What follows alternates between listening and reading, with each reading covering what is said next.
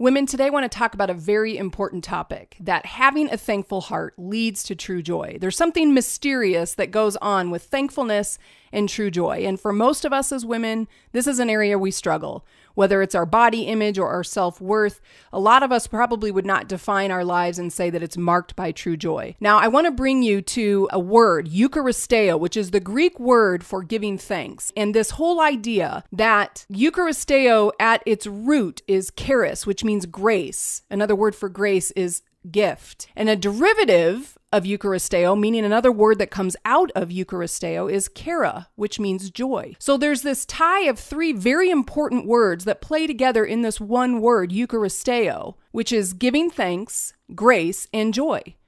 Now, somehow then, what we see is this mysterious link that in order to be joyful, true joy is found from having a thankful heart, being thankful for all of the gifts in our life. Now, this whole idea is based on a book that I read this summer, which is from Ann Voskamp. It's called 1,000 Gifts. I really strongly suggest you read it. It's a powerful book. But in it, she discovers true joy and finds the ability to find 1,000 things in her life to be thankful for because she studied this word, Eucharisteo. Now, here's how this needs to go, though, ladies. For us to find true joy, we have to start with a thankful heart, right? Because Eucharisteo means giving thanks. So a thankful heart is where we need to start. And we see that Jesus modeled that for us. Look at Luke 22, verse 19. He said he took some bread and he gave thanks to God for it.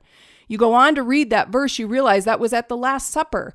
Jesus understood what he was about to endure. He was explaining to his disciples that the bread he was giving thanks for was his body that was going to be broken for us. Yet Jesus came to that event to be thankful because he understood God's purposes, what were going to come out of that event. So for you in your own life, choose to be thankful. Find 1,000 things to be thankful for in your life. It starts with the thankful heart. Now, that second word then, charis, grace, a gift. We need to recognize that everything in our life is a gift. Look at James chapter 1, verses 2 through 4. It says, "Dear brothers and sisters, when troubles come your way, consider it an opportunity for great joy.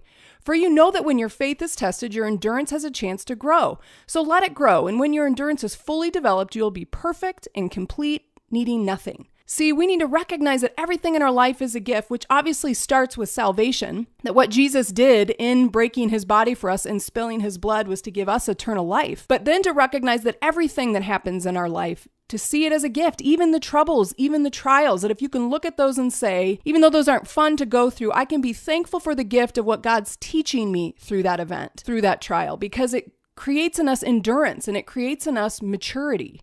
So it's all in how we look at it. And then the last piece of that then is chara, joy, experience true joy. Let's look at Hebrews chapter 12, verse 2. It says, "Because of the joy awaiting him, he endured the cross, disregarding its shame, and now he's seated in the place of honor beside God's throne." See, even Jesus could go to the cross and suffer and die a terrible death and consider it something to be joyful over because he understood the big picture, that his death meant life for us. So ladies, for us, even though we're not going to be asked to die for something, that true joy comes from understanding that God's greater purpose is working through us, that we can be thankful no matter what. And somehow, and mysteriously, that unlocks this treasure of true joy, understanding our greater purpose and worth is in God and not in our circumstances. So find a way to be thankful today, and in that to find true joy.